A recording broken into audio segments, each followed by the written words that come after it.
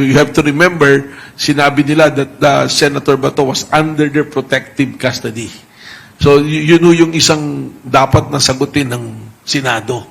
Na you took it upon yourself, nung May 11, nung kami po yung unang pumunta ron para i-effect yung arrest, na usapang lalaki po yun with the Senate President and with the other senators na they are saying he is under the protective custody of the Senate. So, ano ibig sabihin po nun? If you took it upon yourself na protective custody mo, ibig sabihin nun na pagka hindi nyo siya pwedeng kuhain sa amin, kami nang bahala, pero pag kailangan niya ng managot sa batas at kailangan siyang ipresenta sa anumang ahensya o korte, we will make him available. At yan po yung eksaktong sinabi nung ako'y nakikipag-usap sa kanila nung Lunes. Na pagka meron na talaga, pag may order at talaga namang dapat na siyang isuko, hindi naman tatakas yan, hindi susuko.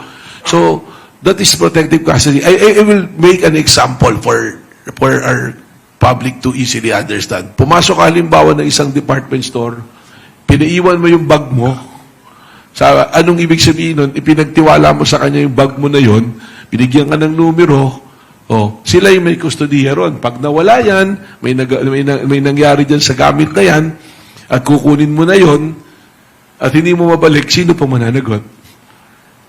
Yung may hawak ng gamit na yon. Dahil you took it upon yourself that you will secure it. Baka yata ang pinagtataka nga rito, baka iba yung definition ng Senado rito sa protective custody, hindi nyo pwedeng hulihin, pero pwede naming patakasin. Mahirap po yata pagka ganun yung naging sistema natin.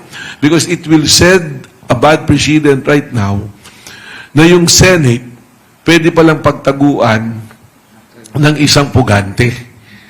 So, ibig sabihin, kung ikaw may bala kang maging professional criminal at may means ka to be a senator, magsisenador ka. Para paghuhulihin ka, nandudong ka lang sa Senado. I think kailangan ma-realize natin yun because napapansin ko po, there is a breakdown of law and order right now.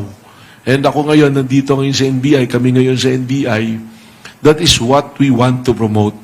That we have law and order. We have to instill law and order and discipline to every Filipino right now. Then that is a big challenge to all of us, especially with the rise of social media.